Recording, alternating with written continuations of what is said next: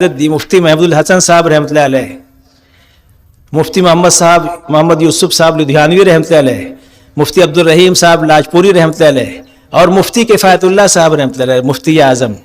उनके सामने जब ये शराइत आई तो बोले हाँ इन शर्तों के साथ तो इजाज़त है, इसलिए कि जब औरतें अपने महरम के साथ हज में जा सकती हैं, औरतें अपने महरम के साथ गमी खुशी में जा सकती हैं, औरतें अपने महरम के साथ इलाज मुआलजे के लिए जा सकती हैं, औरतें अपने महरम के साथ अपनी रिश्तेदारियों में जा सकती हैं, तो दीन तो सबसे बड़ी ज़रूरत है, उसके लिए अपने महरम के साथ क्यों नहीं जा सकती? हाँ, कहाँ कहाँ जाती हैं ना, बल्कि बगैर महरम के जाती हैं बहुत सी औरतें। हाँ, यहाँ तो शराइत है, तो एक तो पहली कड़ी शर्त यह है कि महरम के बगैर नहीं जाएंगे, दूसरे शरई पर्दे के साथ जाएंगे, इसलिए कि हर चीज़ में सफ़र में गुंजाइश है, कुछ खिफ़त आ जाती है, कुछ इन्हें उसमें छूट जिसको कहेंगे अल्लाह की तरफ से। मिसलन रोज़ा अगर मुश्किल हो जाए तो बाद में रख लें सफ़र की वजह से। नमाज के बारे में हाफ़ कर दिया है, क्या कर दिया?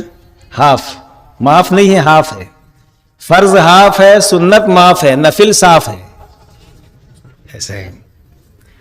लेकिन पर्दे में कोई कसर नहीं है, शरई पर्दा।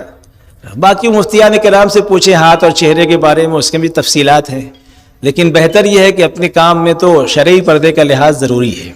दूसरी शर्त यह है। तीसरी शर्त यह है कि बच्चे साथ नहीं जाएंगे। हाँ, सिर्फ इतनी गुंजाइश है कि गैर शादीशुदा बच्ची जो समझदार है, 12 साल 13 साल 14 साल 15 साल से लेकर 20 साल तक शादी नहीं हुई है, तो वो अपनी माँ के साथ जा सकती है। माँ साथ में जाना चाहिए, खाली बाप के साथ नहीं जा सकेगी, अगरचे बाप महरम हो गया बेटी का, लेकिन क्योंकि गैर शादीशुदा है इसलिए उसमें ये ज़रूरी है कि वो अपनी वालदा के साथ जाएगी। तो गैर शादीशुदा बच्ची जो है वो सिर्फ सैरोज़ा में जा सकती है, आशरे में नहीं जा सकती, चिल्ले में भी नहीं जा सकती, सिर्फ 3 दिन में जा सकती है, बशर्ते कि उसकी वालदा साथ में जाए।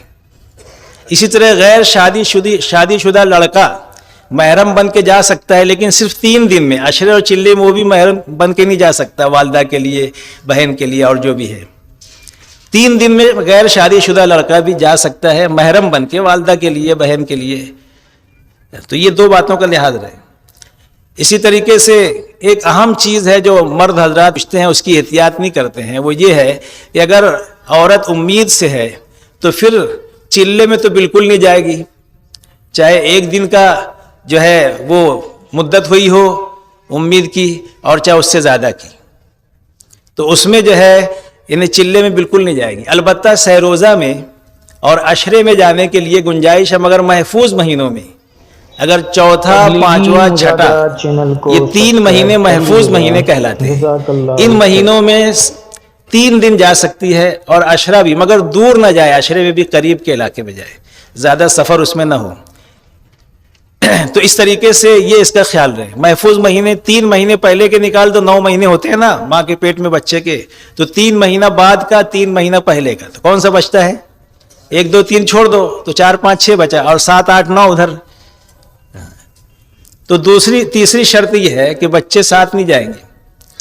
और चौथी बात यह है कि जो कवायफ अपने बड़ों ने बताए हैं, मसलन ये कि अब अगर सैरोज़ा में जाना है तो कोई ख़ास शर्त नहीं है, कोई भी आदमी अपनी महरम के साथ जा सकता है, पहली मर्तबा जा रहा है ना, उसके लिए कोई ख़ास शर्त नहीं है।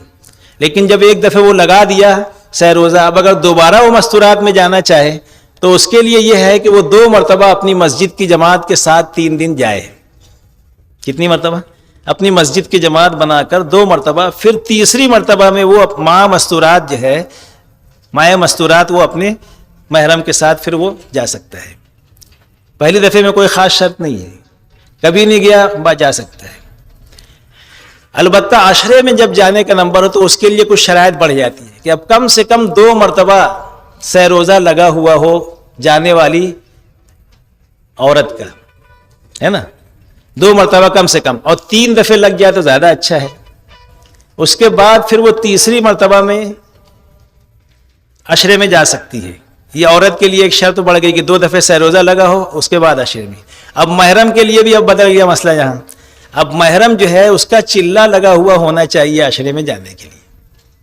हाँ, अशरे में जाने के लिए क्या लगा हो? चिल्ला लगा हुआ हो, और मुतशर्रे भी हो, थोड़ा देखने में भी थोड़ा दीनदारी झलकती हो, एकदम से ऐसा नहीं कि बस جس سے کہ پتہ ہی نہ چلے کہ بیچارہ یہ مسلمان ہے کہ نہیں، متشرع ہونا چاہیے عشرے میں جانے کے لیے۔ اسی طریقے سے چلے میں جانے کے لیے اور شرط بڑھ جائے گی۔ کل آپ نے سنا نا کہ بھائی چلے والوں کی ہمارے یہاں گنتی نہیں ہے، 4 مہینے والوں کا جو ہے مسئلہ ہے۔ بھائی مستورات میں اگر چلے میں جانا ہو تو محرم کا 4 مہینہ لگا ہوا ہونا چاہیے، بیرون جانا ہو تو مرد کا 4 ماہ لگا ہوا ہونا چاہیے، 2 ماہ نظام الدین جانا ہو تو 4 ماہ لگا ہوا ہونا چاہیے۔ تو ایسی چلے میں جانے کے لیے مستورات کی جماعت میں اس مرد کا 4 ماہ لگا ہوا ہونا ضروری ہے۔ اور ایک جوڑا چلے کی جماعت میں ایسا ہونا چاہیے، وہ بھی شرائط میں ہے کہ جس کا پہلے چلہ لگا ہوا ہو، مثلا 6 جوڑے جا رہے ہوں یا 5 جوڑے جا رہے ہوں تو ایک جوڑے کا چلہ لگا ہوا ہو، باقی جوڑوں کا عشرہ تو ضرور لگا ہوا، اس لیے کہ عشرے کے بغیر تو چلے بھی نہیں جائیں گے، اور 2 دفعے سہروزہ کے بغیر عشرے بھی نہیں جائیں گے، تو گویا 2 دفعے سہروزہ 1 دفعے عشرہ لگا ہو تو وہ مستورات چلے میں جائے گی، ہے نا۔ اور اس میں ایک جوڑا ایسا ہو جس کا چلہ لگا ہوا ہو۔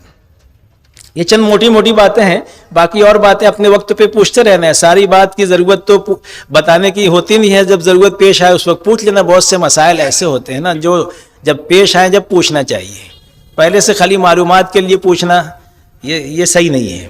تو یہ چند چیزوں کا لحاظ رکھنا ہے۔ اور یہ خروج کی ترتیب ہے۔ اس کے بعد پھر بیرون کے لیے بھی جب چلہ لگ جائے تو مستورات جو ہے 2 مہینہ، مستورات کی جماعت بیرون کی 5 مہینے کی نہیں ہوتی ہے، مردوں کی 5 مہینے کی ہوتی ہے، لیکن مستورات کی جماعت جو ہے وہ 2 مہینے کی ہوتی ہے۔ البتہ نظام الدین کا 3 دن جانے سے پہلے وہاں کا قیام اور واپس آنے کے بعد 3 دن یہ علیحدہ ہے۔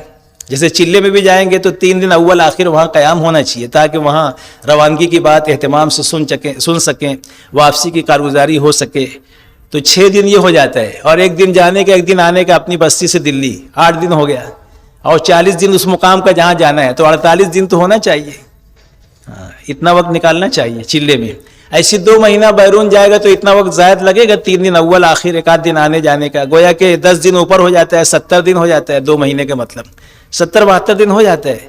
تو بیرون جانے کے لیے چلہ لگا ہوا ہونا چاہیے تو پھر وہ بیرون جا سکے گا۔